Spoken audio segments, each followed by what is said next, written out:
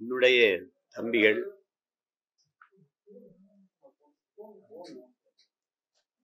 ஆதம்பாவா அவர்கள் எழுதி இயக்கி தயாரித்திருக்கிற படம் இந்த உயிர் தமிழுக்கு.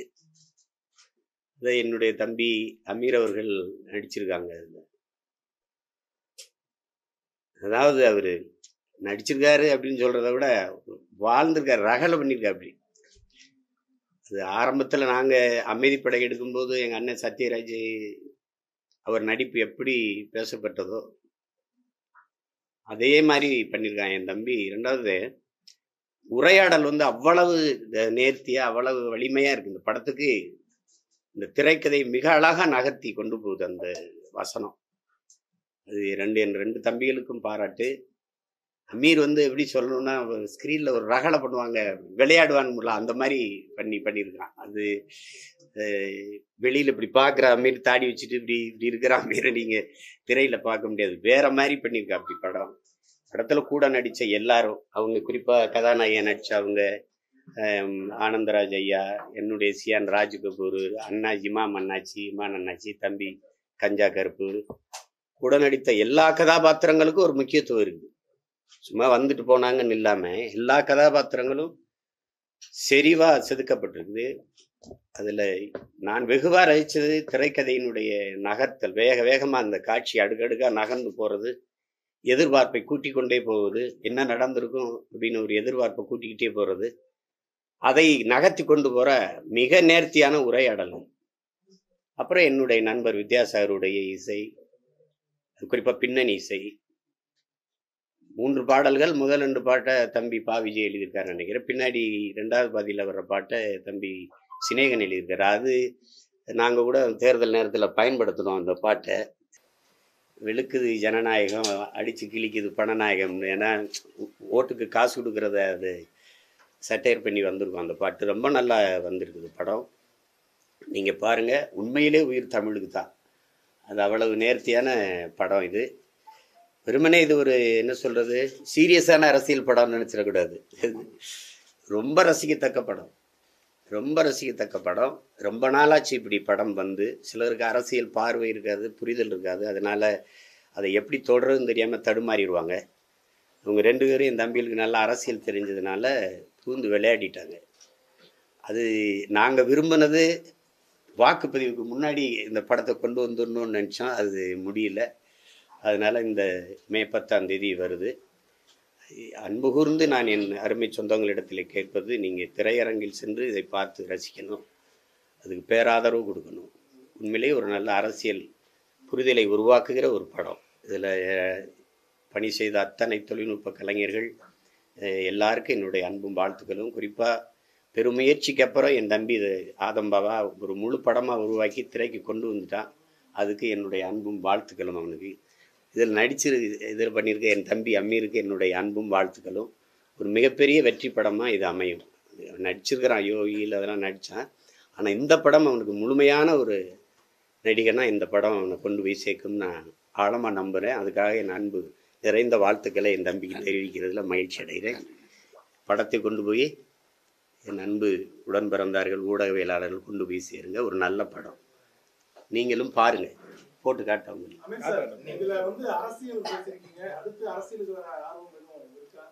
அவர் அரசியல தான் இருக்காரு. நான் அவர் கூட தான் இருக்கேன். அரசியல தான் இருக்காரு. தேர்தலில் நிற்கிறதா அரசியல்னு நீங்கள் நினைக்கக்கூடாது. மக்கள் பிரச்சனைக்கு யார் முதல்ல முன்னு நிற்கிறானோ, குரல் கொடுக்குறானோ, அதுவெல்லாம் அரசியல் தான். அரசியல்னா என்னன்னு நினைக்க சொல்லுங்கள்.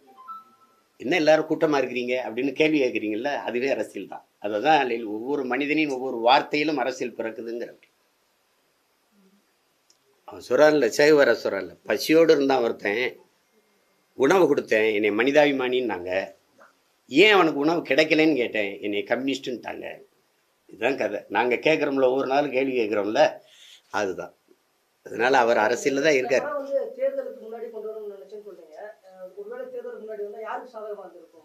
இல்லை, பொதுவாக மக்களுக்குள்ள ஒரு பெரிய விழிப்புணர்வை ஏற்படுத்தியிருக்கோம். அது பொதுவான பார்வை. நீங்கள் இந்த அதுக்கு தம்பி சினேகனுடைய ஒரு பாட்டே உங்களுக்கு போதும். நம்ம செய்கிறோம், எதனால் என்ன பொறுப்புணர்வோடு நம்ம வாக்கு செலுத்தணும் அப்படின்னு இருக்குல்ல, அதை உணர்த்தி இருக்கும்.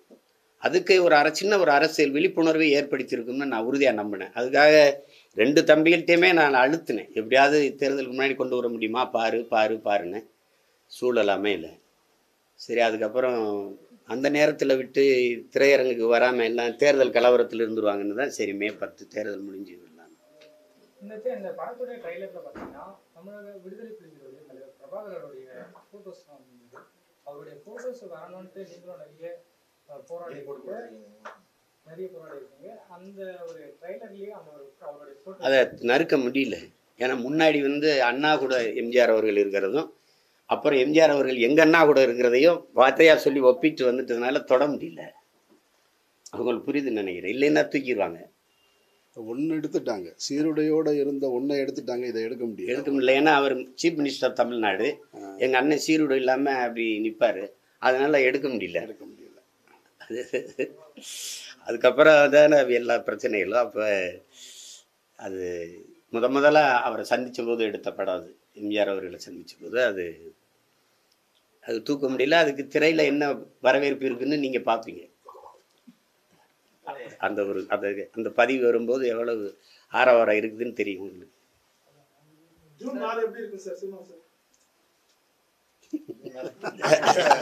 நல்லா இருக்கு. இவ்வளவு வெயில் இருக்காது. இவ்வளவு வெயில் இருக்காது. எதுக்கு அதுக்கெல்லாம் போறீங்க? அவ்வளவு தூரம்லாம் போறீங்க.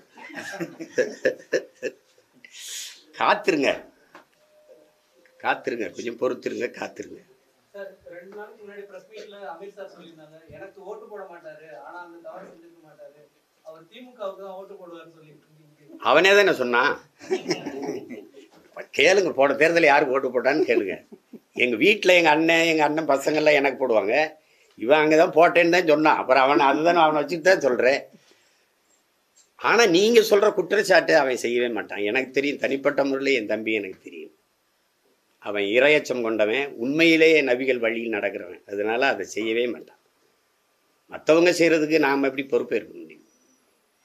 அதை திரும்ப நான் அவங்களுக்கு சொல்கிறேன். இப்போ என் தம்பி படம் தயாரிச்சிருக்கா, இந்த காசை எப்படா சம்பாரிச்சான்னு கேட்டுக்கிட்டு நாங்கள் படம் நடிக்கவோ இயக்கவோ முடியாது.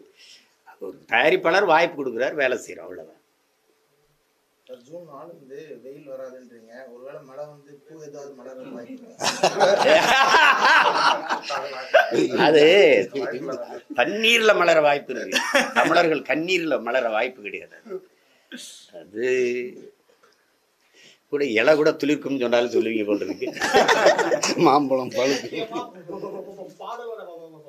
வரிகள் முக்கியமா இப்போ காரசமா போயிட்டு இருக்கு சார். உங்களுடைய பார்வையில ஒரு இயக்குனரா நீங்க எப்படி சார் பாக்குறீங்க? 2 பேரும் முக்கியமா இல்லாட்டி 2 பேரும் ஆளுமைகள் இதுல மோதிக்கிட்டு இருக்காங்க. பாடல் யாருக்கு சொல்லுங்க? கல்வியா செல்வமா வீரமாங்கிற கதை மறுபடியும் சரஸ்வதி சபதம் தான் எடுக்கணும். நாங்க அப்படி கிடையாது. இசைத்தமிழ் நீ செய்த அறிஞ்சாதனன்னு இப்போ இருக்கிற மாதிரி தான் அது. இல்லை, பாடலா இசையானா ரெண்டுமே முக்கியம்தான்.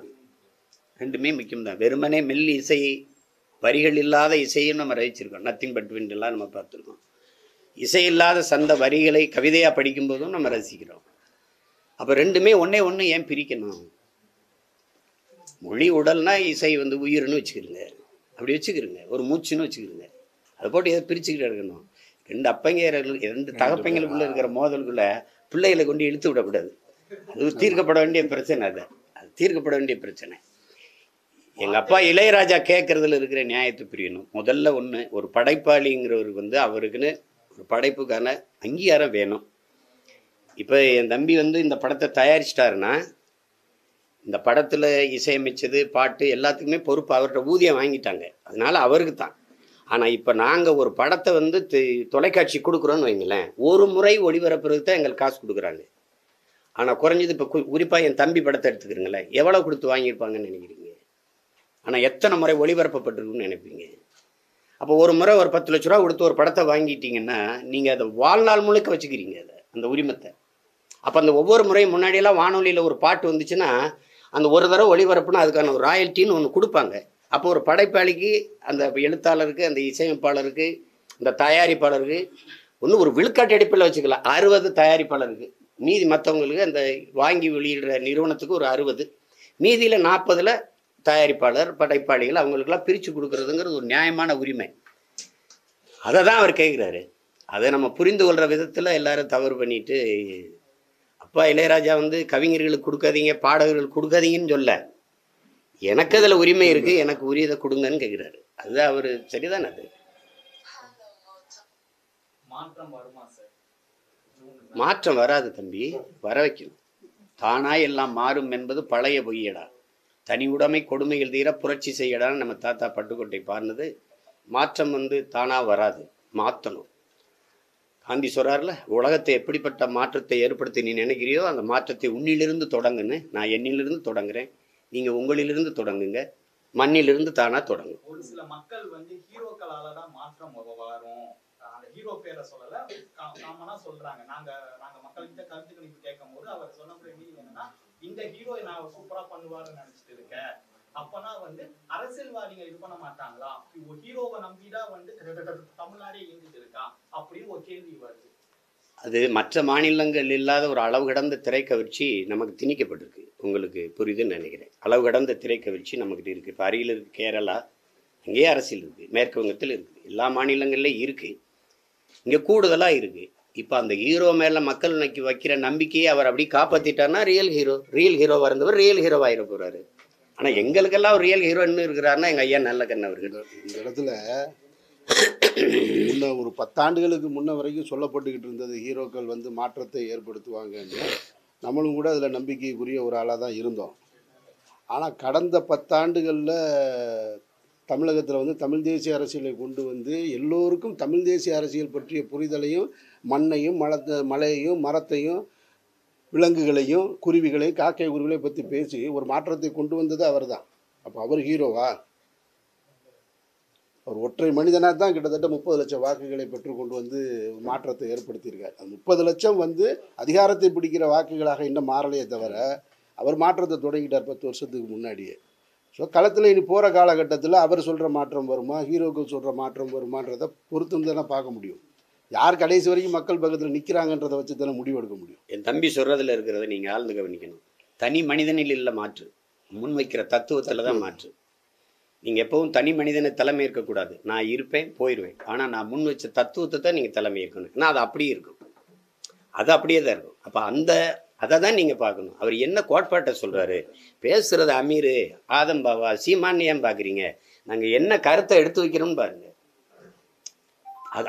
அதை பாருங்க. அந்த கருத்து ஆக சிறந்ததாக இருக்குன்னா ஏற்கிறதா எதிர்க்கிறதாங்கிறது அப்புறம் விவாதிங்க, அதுதான் சரியா இருக்கும். நடிகர் லாரன்ஸ் அவர்கள் இப்போ மாற்றம்ங்கிற ஒரு அமைப்பை தொடங்கியிருக்காங்க. அது ஒரு அரசியலான வாழ்த்துக்கள்.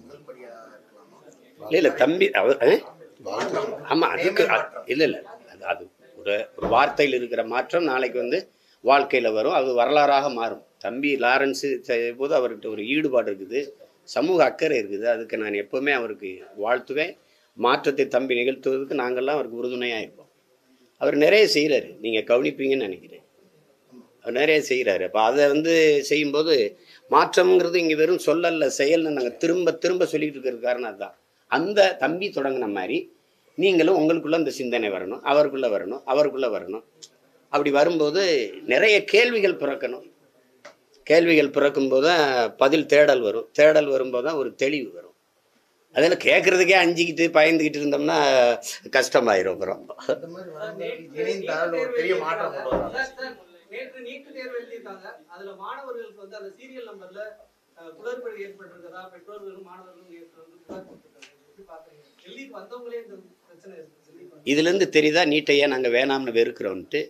நீட்டை ஆதரித்த பெருமக்கள்கிட்ட தான் நீங்கள் இந்த கேள்வியை கேட்கணும். நான் திரும்ப திரும்ப உங்ககிட்ட கேட்குறேன், போலி மருத்துவர்களை தான் உருவாக்குது. தமிழ்நாட்டில் எத்தனை பேர் மால் ப்ராக்டிஸ் பண்ணி பிடிபட்டாங்கன்னு உங்களுக்கு தெரியும். ஹெட்ஃபோன் வச்சு எழுதுறதுலாம் உங்களுக்கு தெரியும். வட இந்தியாவில் இப்போ கைது பண்ணப்பட்டிருக்காங்க, 50 பேருக்கு மேலே கைது பண்ணப்பட்டிருக்காங்க. அப்போ நீ போலி மருத்துவரை உருவாக்குறியா, தரமான மருத்துவரை உருவாக்குறியா? ஒரு கேள்விக்கு பதில் சொல்லுங்கள் என் உடன் பிறந்தார்களே. இந்திய நாட்டின் மருத்துவ மாணவர்கள், தரமான மருத்துவ மாணவர்களை உருவாக்க அமெரிக்காவில் இருக்கிற ஒரு தனியார் நிறுவனத்திற்கான தேவை என்ன? புரோமெட்ரிக்குங்கிற அமெரிக்க நிறுவனத்துக்கு தேவை என்ன? இந்தியாவில் தரமான மருத்துவரை உருவாக்கி கொடுக்க.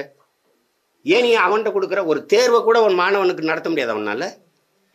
வட இந்தியாவிலலாம் எந்த பெண்ணுக்கு தோடை கழட்டி மூக்கத்தை கழட்டி நீங்கள் பார்த்துருக்கீங்க. ஆனால் என் மாநிலத்தில் மட்டும்தான் தோடு மூக்கத்திக்குள்ளே விட்டு கொண்டு வர முடியும்னு சொல்கிற நீங்கள் இவிஎம் எந்திரத்துக்குள்ளே ஒன்றும் பண்ண முடியாதுன்னு சொல்கிறீங்க. ரெண்டையும் நீங்கள் தான் சொல்கிறீங்க. துப்பட்டாவை கலட்டுறீங்க, உள்ளாடை கலட்டுறீங்க, தலைமுடியை விரிச்சு போடுறீங்க. எங்கள் பிள்ளைய தேர்வு எப்படி எழுதும்? என்ன மனநிலையில் நீங்கள் உள்ள அனுப்புறீங்க எங்களை? என்னுடைய பொண்ணு 2 வருஷத்துக்கு முன்னாடி நீட் எழுத போச்சு. நான் அதை எந்த செய்திகள்லையும் சொல்லலை. நீட் எழுத போனப்போ அவள் போட்டிருந்த புர்காவை கரெக்டாக சொல்லிவிட்டு உள்ளே வர சொன்னாங்க. நீட்டே வேணான்னு சொல்லிவிட்டு அது வீட்டுக்கு வந்துருச்சு. ஏன்னா நீங்கள் ஆடை, தோடு, கழுத்தில் இருக்கிற செயின் இதிலெல்லாம் வைக்க முடியும்னு சொல்கிறது அது மனநிலையை பாதிக்கிறதா? அது ஒரு அச்சமூட்டி உள்ளே கூட்டிகிட்டு போகிறது. இப்போ இப்படி ஒரு கேள்வியை எழுப்போமே. நான் நீட்டில் நாங்கள் 2 பேரும் தேர்ச்சி பண்ணிட்டு வந்துடுறோம் மாணவர்கள்.